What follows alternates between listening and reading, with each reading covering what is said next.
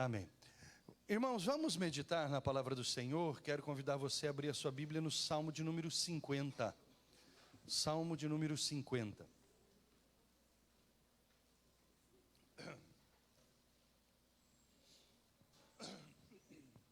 Os irmãos, desculpem, eu peguei uma gripe ontem, minha garganta está meio ruim.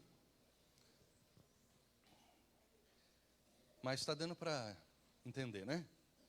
Muito bem. Salmo de número 50.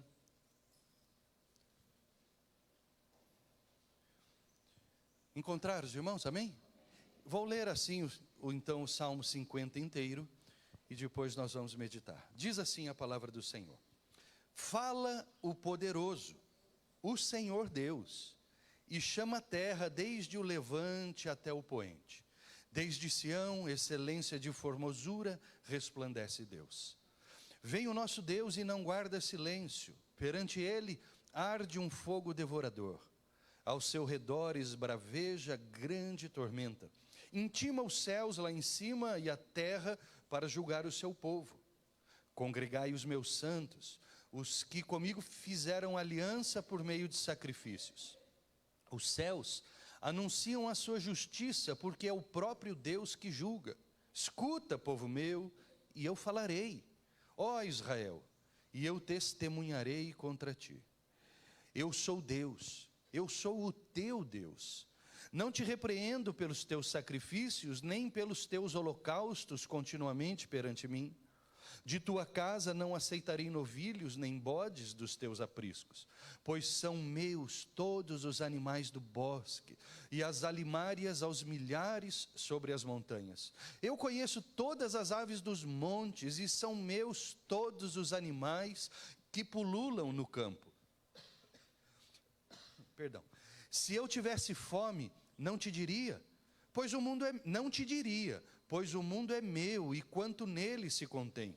Acaso, como eu, carne de touros, ou eu bebo sangue de cabritos? Oferece a Deus sacrifício de ações de graças, e cumpre os teus votos para com o Altíssimo. Invoca-me no dia da angústia, e eu te livrarei, e tu me glorificarás. Mas ao ímpio, diz Deus, do que te serve repetires os meus preceitos e teres nos lábios a minha aliança, uma vez que aborreces a disciplina e rejeitas as minhas palavras? Se vês um ladrão, tu te comprases nele, e aos adúlteros você se associa. Soltas a boca para o mal, e a tua língua trama enganos. Sentas-te para falar contra teu irmão, e difamas o filho de tua mãe. Tens feito estas coisas, e eu me calei. Pensavas que eu era teu igual, mas eu te arguirei e porei tudo à tua vista. Considerai, pois, nisto, vós que vos esqueceis de Deus, para que não vos despedace sem haver quem vos livre. O que me oferece sacrifício de ações de graças, este me glorificará. E ao que prepara o seu caminho, dar-lhe-ei que veja a salvação de Deus. Aleluia. Pai, louvado seja o teu santo nome. Quero colocar aqui, Senhor, nossa mente e o nosso coração diante de ti, pois vamos empreender, meu Deus, mais um tempo em que meditaremos de mais um grupo de salmos, meu Pai, a qual o teu servo levita Asaf escreveu. E nós sabemos que ele escreveu, Senhor, inspirado pelo teu Santo Espírito, Pai. E eu te peço que o Senhor, em cada uma das ministrações, o Senhor possa continuar falando ao nosso coração poderosamente, Pai. Então, usa o teu servo aqui, meu Deus, para ser aquele que revele o Senhor à tua igreja. E toca na tua igreja, Pai, para curar, libertar, batizar e fazer aquilo que te apraz. Em nome de Jesus, Pai. Amém. Bom, irmãos, nós na semana passada acabamos de meditar sobre um grupo de salmos, de 15 salmos, do 120 ao 134, chamado Cântico dos Degraus. Ou seja, nós ficamos meses meditando neste assunto, ao qual falou a respeito da nossa caminhada cristã, em que nós vamos conhecendo mais a Deus, chegando mais perto de Deus, e nós chegamos no 15º degrau, então, e o Salmo 134, ele falou então ali, terminou falando de um relacionamento, melhor dizendo, começamos o 120 em angústia e terminamos o 134 na presença de Deus. Onde nós meditamos na semana passada um relacionamento de bênçãos mútuas, aonde nós abençoamos Deus com a nossa filiação, e Ele nos abençoa, sendo nosso Pai. Lembram-se, vocês se lembram que eu disse a respeito de bênção a Deus. Como filho, Ele é o nosso Pai. E como a gente fala do nosso filho, meu filho é uma bênção, ele me abençoa como? Com a vida dele. Ou seja, a nossa vida é uma bênção para Deus. E Deus, na sua eternidade, Ele é uma bênção para nós. E esse relacionamento vai sendo mantido assim, em bênçãos mútuas, né? Então, veja bem, bênção, pessoas, nós somos um filho de Deus e Ele é o nosso Pai. E assim nós vamos tendo esse relacionamento. Bom, muito bem. Aí então, nós passamos aqui agora, direcionados pelo Espírito Santo, para estudarmos um grupo de salmos, de 12 salmos, que foi escrito por um homem chamado Asaf. Asaf, ele foi um levita, um homem da tribo de Levi, a qual o rei Davi colocou ele na responsabilidade de levar música para o templo. Asaf era um músico, e ele, da tribo de Levi, entendam uma coisa, que levita não é sinônimo de músico. Levita é uma pessoa que é da tribo de Levi, e ele então era o responsável por levar música aos cultos. E Asaf, ele é o segundo maior salmista da Bíblia, depois de Davi. Ele escreveu um grupo de 12 salmos. Ele começa no Salmo 50, aqui o Salmo 50 é de Asaf. Depois nós vamos pular do 73 ao 83, mais 11 salmos, que são os salmos de Asaf. Muito bem. Asaf era um adorador. E adoração é a forma como nós nos relacionamos com Deus. Nós adoramos a Deus. Nós estamos sempre adorando ao Senhor. Então é aquilo que nós estamos dando a Deus. Bom, muito bem. Se nós estudamos no Cântico dos Degraus a Deus, e ali mostra um relacionamento com Deus, e é um relacionamento que nunca vai ter fim, porque Ele é eterno. Aquilo que não tem fim é eterno. Então veja bem, no dia em que nós entregamos a nossa vida a Jesus Cristo, nós iniciamos um relacionamento com Deus que não terá mais fim. Ele só terá fim se o homem ou a mulher que entregaram a sua vida a Deus voltarem ao vômito. O que significa isso? Voltar ao vômito, ou a palavra de Deus coloca essas duas parábolas, né? O cão que volta ao vômito, ou a porca lavada que volta a se revolver na lama. O que essa parábola significa? Significa, por exemplo, a porca que ela estava suja porque se revolvia na lama, lava, ela está limpa e volta a se sujar. Ou seja, aquela pessoa que estava no pecado, que entrega a sua vida ao Senhor Jesus e tem a sua vida purificada pelo Espírito Santo, e depois de um tempo, essa pessoa volta ao pecado. Então ele volta a se revolver na lama, certo? E aí então é desfeito o relacionamento com Deus, ok? A gente precisa entender muito bem isso. Nós não somos calvinistas, nós somos armínio wesleyanos. Nós sabemos que podemos perder a salvação, né? E a Bíblia está recheada de passagens que provam isso, né? Se nós formos ler Apocalipse, por exemplo, no capítulo 5, lá fala a respeito, no capítulo 3, melhor dizendo, fala a respeito de riscar o nome do livro da vida. O próprio Moisés disse: risca o meu nome do teu livro, Senhor, se tu não fores conosco. Ou seja, então, irmãos, nós cremos na perseverança dos santos. Na perseverança dos santos. bom? Nós entendemos que nós mantemos a aliança com Deus, o relacionamento com Deus, a salvação, se nós perseverarmos como santos e não voltarmos ao pecado. Tanto é possível perder a salvação que a própria palavra de Deus diz isso, de voltar a porca lavada a se revolver-se na lama. Ou o cão que volta ao seu vômito. Ele comeu uma boa comida, ele vomita, já viu um cão fazer isso, né? Ele vomita e aí ele volta a comer aquele vômito, aquele negócio, coisa nojenta, né? Ou seja, é assim que Deus vê uma pessoa que volta ao pecado. Muito bem, então, nós estamos aqui, não como predestinados, mas sabendo que eleitos, nós vamos lutar para não perdermos a salvação. E isso depende de cada um de nós. Porque o melhor da vida é ter Jesus Cristo. Amém, queridos? Muito bem. Então, se nós vamos passar toda a eternidade com alguém, é melhor conhecer esse alguém. Concorda? Né? Se você inicia um relacionamento com alguém, por exemplo, como um namoro, né? Por que as pessoas elas já não casam de uma vez? Chega assim e fala assim, vamos casar. E aí sai, né? E vai casar. Tem uma série na televisão, nos Estados Unidos, na TLC, Casando em 90 Dias, alguma coisa assim. A pessoa, eu não sei se é esse o nome, mas a pessoa não conhece a noiva e o noivo, os pais acertam o casamento e só vê a moça no dia do casamento. E esse troço vai dar certo? Não é possível. Não conhece a pessoa, não é verdade? Né? O namoro, o noivado, é para ir conhecendo um ao outro, né?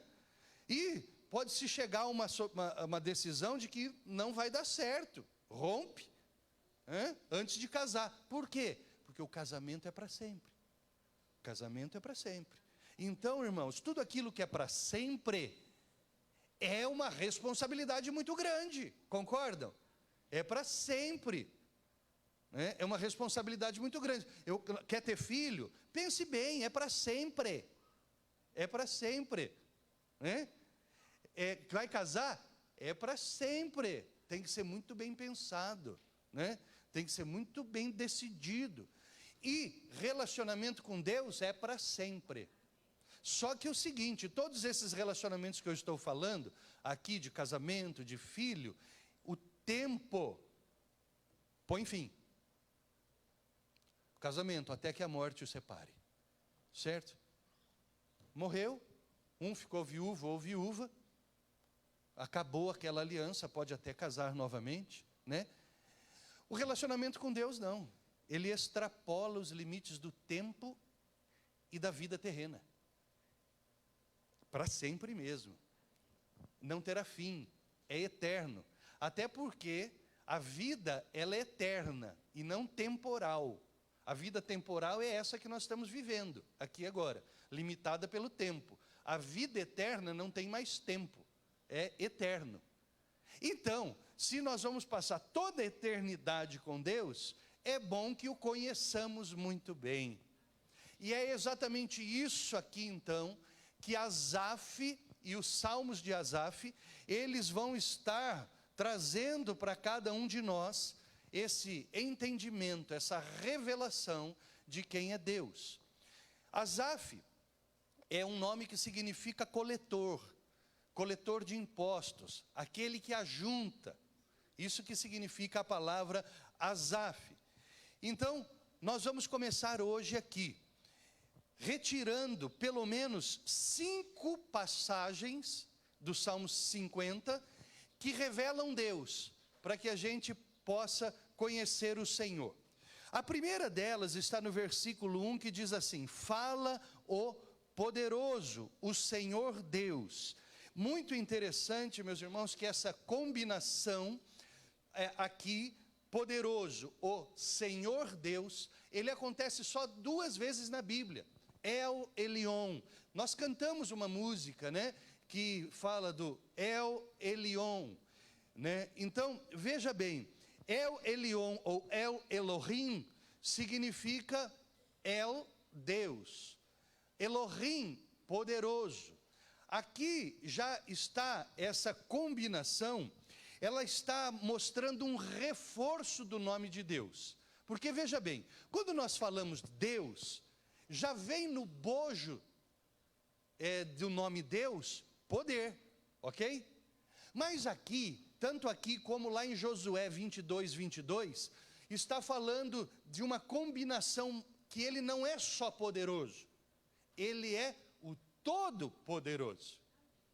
Nós temos um relacionamento de filhos com um pai que é o Todo-Poderoso. O Todo-Poderoso. O Todo-Poderoso, a gente muitas vezes leva por um lado de que ele pode fazer tudo. E realmente Deus pode fazer tudo aquilo que estiver limitado dentro do seu caráter. Certo?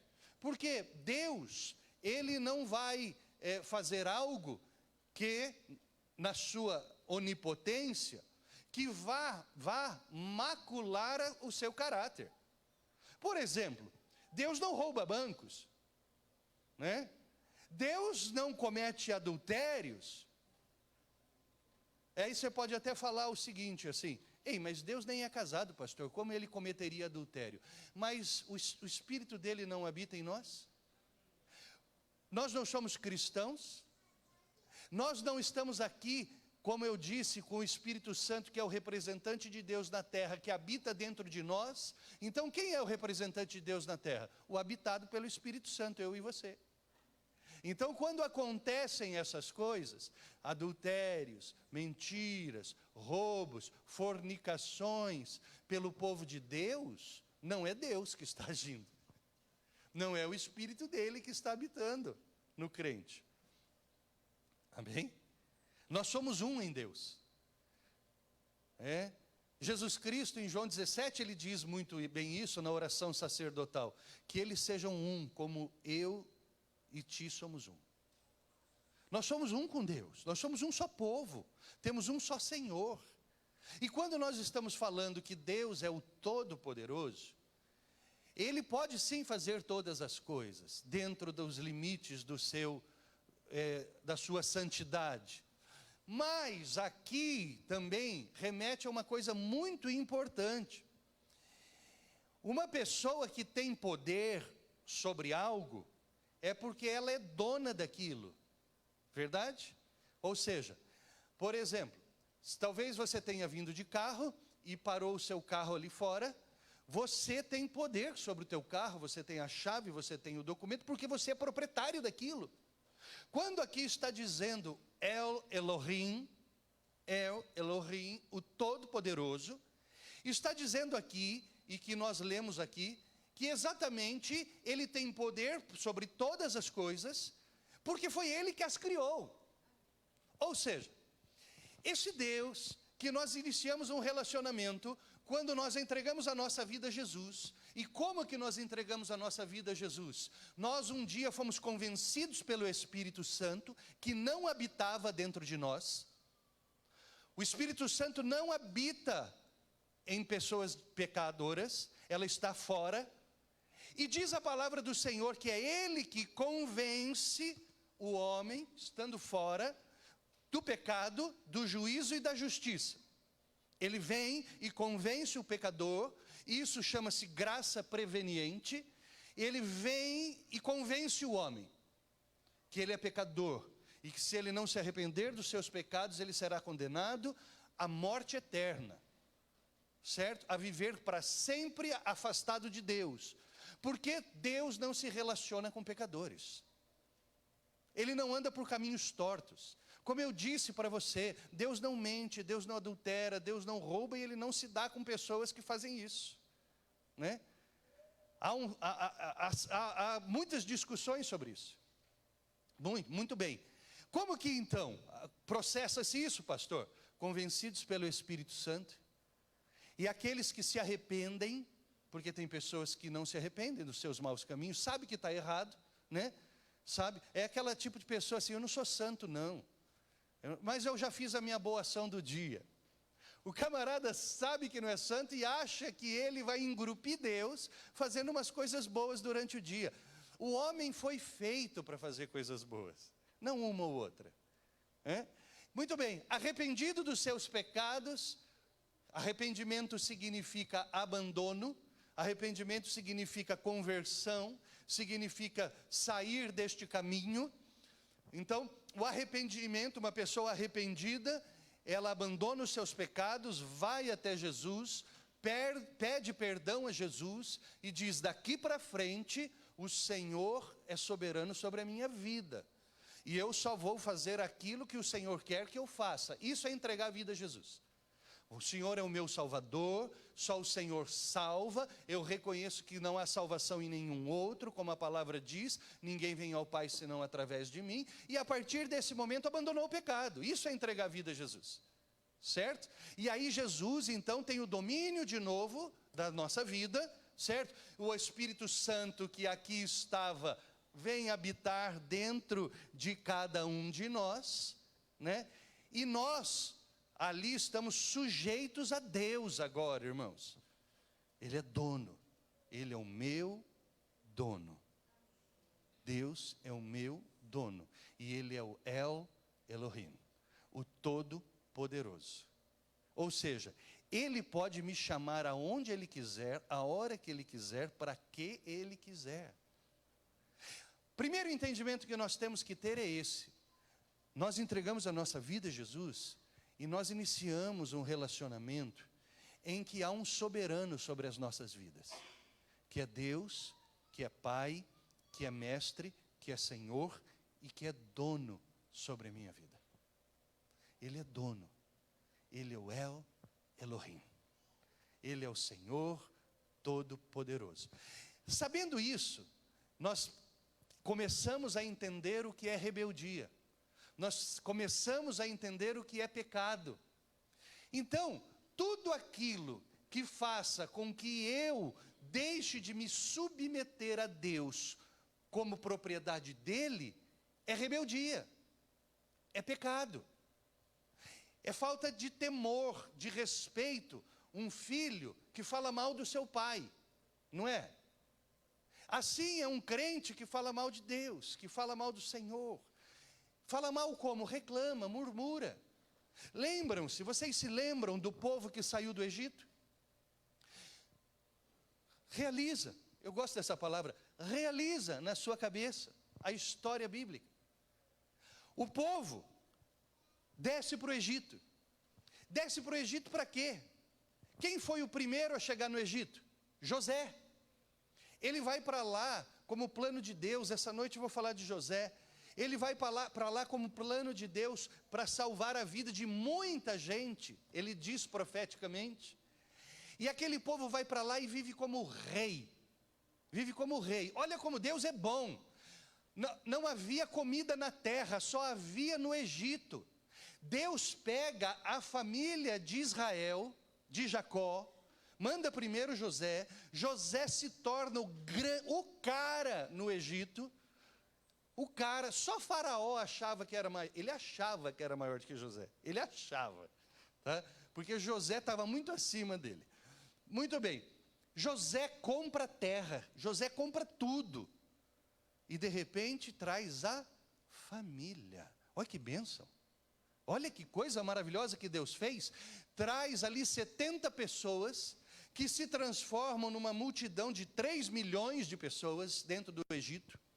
Só que quando José morre, e veja bem o que acontece, entenda a palavra de Deus. José, ele prefigura Jesus Cristo como Salvador, como aquele que salva a humanidade da morte. José estava tipificando o Cristo, que salva um povo, trazendo para uma terra abençoada. Eles moraram na terra de Gósen, que era o melhor da terra do Egito. É assim que Deus nos faz, irmãos.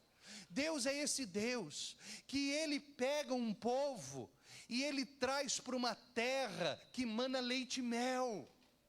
Só que a história bíblica, no final de Gênesis 50, José morre. E aí, Êxodo começa dizendo que vem um rei, um faraó, que não conhece a José. Uma geração que não conhece a José, ou seja, uma geração que não conhece a quem José tipifica, Jesus.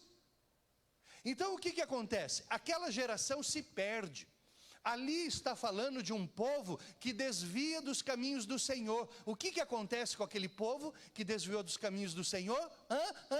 Virou escravo. Virou escravo de quem? De Faraó. E Faraó significa quem? O diabo. E aquele povo agora é chicoteado. Aquele povo sofre. E aquele povo vira máquina de fazer tijolo no Egito. Muito bem. Mas o que Deus faz? Levanta um libertador. Moisés. Que tipifica quem? Jesus Cristo. E ele vai lá e retira o povo da terra prometida. Aí o que faz? Moisés vai lá, retira 3,5 milhões de pessoas para fazer uma travessia no deserto, uma travessia que poderia ser feita em 45 dias. Porque Moisés tinha sido preparado para aquilo durante toda a sua vida. 45 dias, mas o que o povo fez? Se rebela contra Deus. Reclama de tudo. Reclama de tudo. Caía maná todo dia do céu. Ai, esse maná já estou enjoado. Ele tem gosto de mel. Caramba, e mel não é bom? Não, nós queremos comer cebola. Nós queremos comer carne. Nós queremos não sei o quê. Eu quero tomar cerveja. Eu quero... Esse é o povo de Deus. Debaixo da nuvem de glória. Perto da coluna de fogo, reclamando da vida.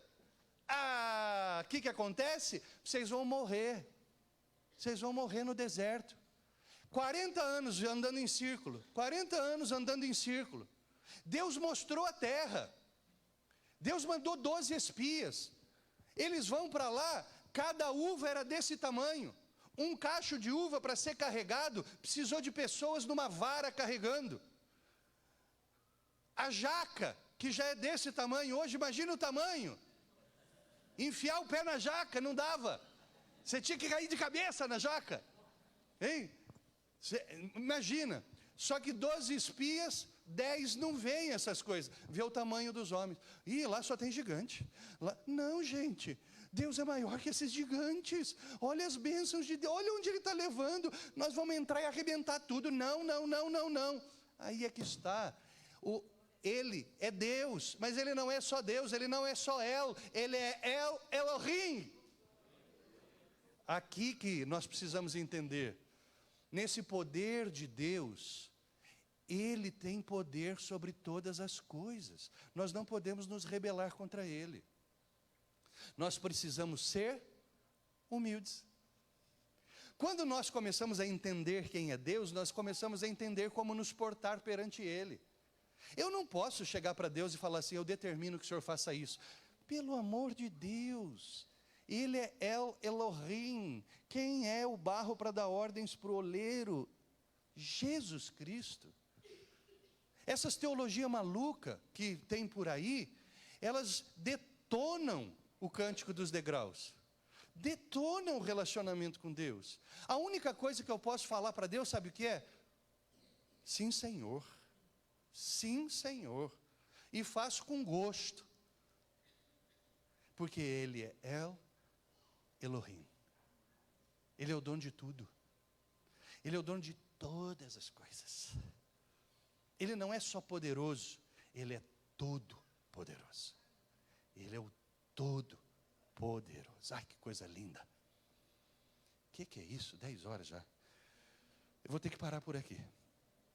Tinha aqui mais 4 pontos a prosseguir, mas eu vou parar aqui. Senão depois eu não tenho mais, de novo, escola bíblica e vão me pegar na saída. Bom, muito bem.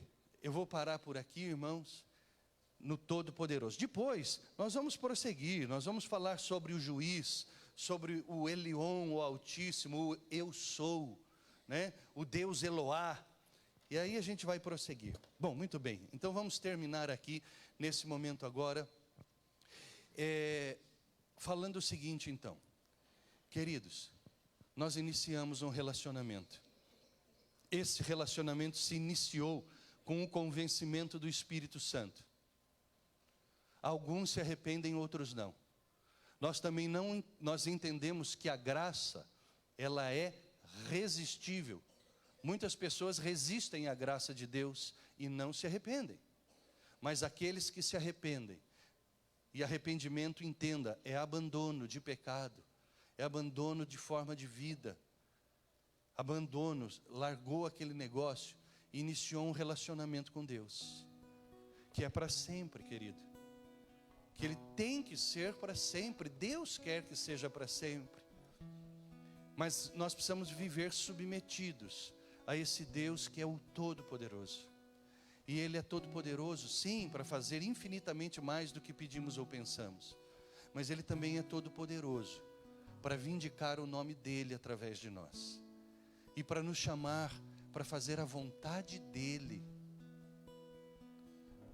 Nós precisamos nos mirar em Jesus Cristo. Teve um momento em que Jesus Cristo não queria passar por uma coisa. Era a vontade de Deus. Jesus, na sua humanidade, ele disse assim: Senhor, no Getsemane, suando gotas de sangue, porque ele estava passando por um momento talvez dos piores da vida dele. Eu acredito que esse momento foi pior do que a cruz, talvez. Assim eu digo, de emoções, não de dor, de emoções. E que ele fala assim: Senhor, se for possível, não deixa eu experimentar a tua ira, não deixa eu beber esse cálice. Jesus não falava da cruz, em hipótese alguma. Jesus falava-se do cálice da ira de Deus. Ele seria julgado e condenado. E o que doía nele, em saber que ao ser condenado por Deus como pecador, ele perderia o relacionamento com Deus. Por isso que na cruz ele fala: Senhor meu, por que tu me abandonaste? Essa era a dor de Cristo, viver separado do Pai. Ele não queria experimentar isso. Essa foi uma grande violência. Queridos, o pior da vida não é perder bens. O pior da vida é perder Deus. É perder Deus. E nessa caminhada, meu querido, nós precisamos viver com Deus, reconhecendo que Ele é o Todo-Poderoso. Mas Jesus ali ainda disse: mas Senhor, que não seja feita a minha vontade, por mais que eu não queira, seja feita a tua vontade. E Jesus bebeu desse cálice, porque era a vontade do Pai. Nessa manhã, eu quero convidar você a ficar em pé. E eu quero dizer para você essa manhã: tem muitas coisas em Deus que são difíceis de fazer, e nós não queremos fazer, mas nós precisamos fazer. Por quê? Primeiro, porque Ele é Deus, e é o Elohim, o Todo-Poderoso, e nós somos filhos, precisamos ser obedientes e humildes, certo?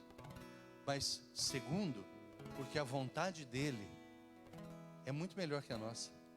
Ela é boa, perfeita e agradável. Também porque os propósitos de Deus são mais elevados do que os nossos. Nós precisamos fazer. Então eu quero orar com você nessa manhã, meu querido, minha querida. Você que está passando por uma luta muito grande na tua vida. Você que está passando por uma luta no sentido de ser cristão.